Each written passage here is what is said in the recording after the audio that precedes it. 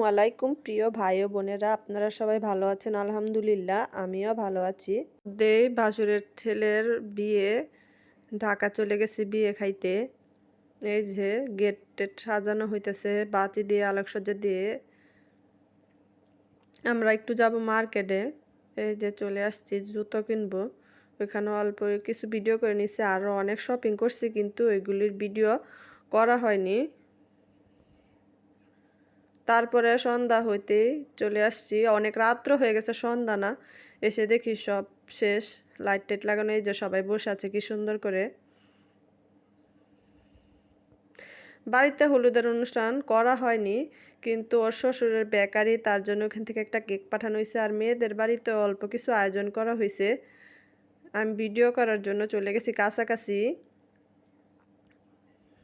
এই যে সব কিছু সাজায় রাখছে এখন, মানে বাচ্চারা কিন্তু হলুদের অনুষ্ঠানেই বেশি আনন্দ পায়। তাদের ইচ্ছাই করা, আর কি না হলে মনে হয় এটাও করা হইতো না। বিয়ে তো আগেই হয়ে গেছে, এখন শুধু মানে ছেলে বরপক্ষের বরযাত্রী খাওয়াবে, তার জন্য অনুষ্ঠান বাকি ছিল।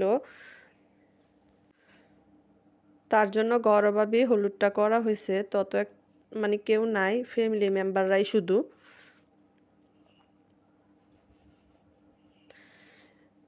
এই যে বিরিয়ানি রান্না করা হয়েছে গরুর মাংস দিয়ে।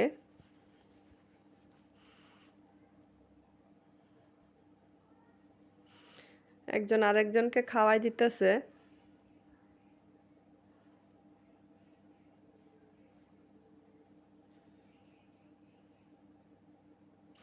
তারপরে ওখান থেকে আইসা পড়লাম। আর সকালে কিন্তু মেয়েদের বাড়ি কাছে থাকায় ওখান থেকে খিচুড়ি এনে খেয়ে নিলাম। আর বউয়ের ননদের চুড়ি, জুয়েলারি, বউয়ের গোল্ড প্লেটের এগুলি। আর সবাই মিলে রূপচর্চা করতেছে বিয়ে অনুষ্ঠানে যাওয়ার আগে।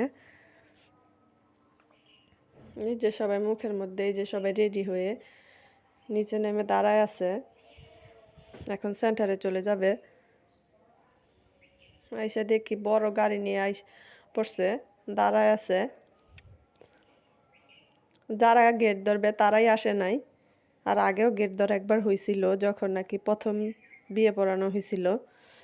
তার জন্য বর স্টেজে চলে গেছে।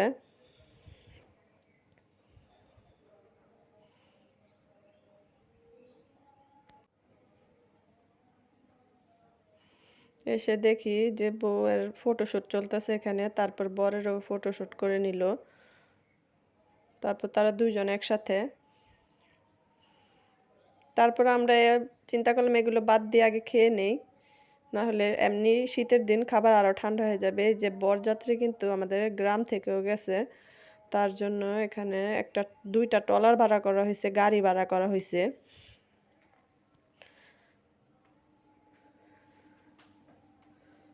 ভিডিও করছিল, এই ভিডিওগুলি আমি অ্যাড করে দিছি আমার ভিডিওর সাথে।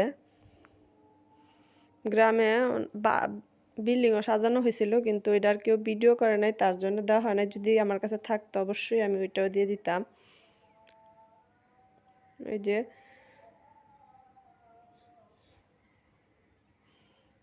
এখন চলতেছে, সবাই খাওয়া দাওয়া সেরে নিচ্ছে। আর সবাই যার যার মতো ছবিও তুলে নিচ্ছে। এই যে জামাইকে আস্ত খাসি দিছে, জামার ভাইরা, শালা শালিরা সবাই আইসা পড়ছে খাওয়ার জন্য।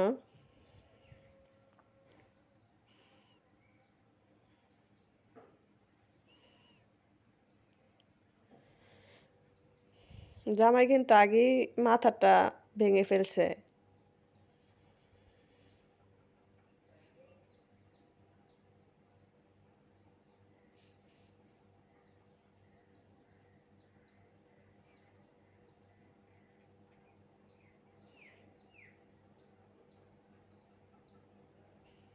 অসুস্থতার জন্য কান্নাকাটি করতেছে, ওইখানে আর বেশিক্ষণ দাঁড়ায় নেই, আমরা বাসায় এসে পড়ছি। আর এটা আমার নাতি আমার সাথে দুষ্টামি করতেছে, বলতেছে ভিডিও করতে দিবে না ও। এই যে আমাদের অঞ্চলের কিন্তু নিয়ম, বিআইনের খাবার দিয়ে দেয়, সব ধরনের খাবার দিয়ে দিছে। যা যা রান্না করছিল বিয়ে বাড়িতে সব খাবার দিয়ে দিছে, পিঠাও কিন্তু দিছে। ওইগুলি আগে যখন বিয়ে হয়েছিল তখন দেওয়া হয়েছিল, কিন্তু তখন আমার যাওয়া হয়নি, তার জন্য কিন্তু আমি আর ওই ভিডিওগুলো করতে পারিনি।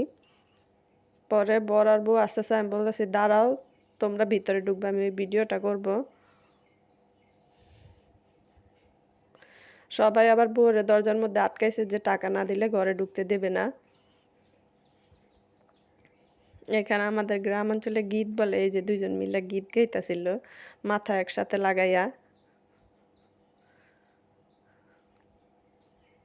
তারপরে রাত্র 9টা বাজে ডাক্তার বসে, আমি আমার ছেলেরে নিয়ে গেছি ডাক্তার দেখানোর জন্য। বিয়েও খাইছি, আবার ডাক্তারও দেখাই আসছি। শীতের দিন রাস্তাঘাট একবারই ফাঁকা, কিন্তু যেখানে বাজার ওইখানে কিন্তু তরি তরকারি দিয়ে পুরা ভরপুর।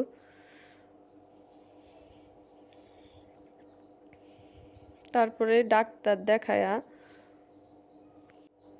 ডাক্তার আসতে অনেক সময় লাগছে, মনে হয় রাত্রে 10টা বাজছে ডাক্তার আসতে আসতে। তারপর দেখায় আমরা আইসা পড়ছি বাড়িতে। আজকের এই পর্যন্তই ভিডিওটা। ভালো লাগলে আমার চ্যানেলটাকে সাবস্ক্রাইব করে দিবেন। আল্লাহ হাফেজ।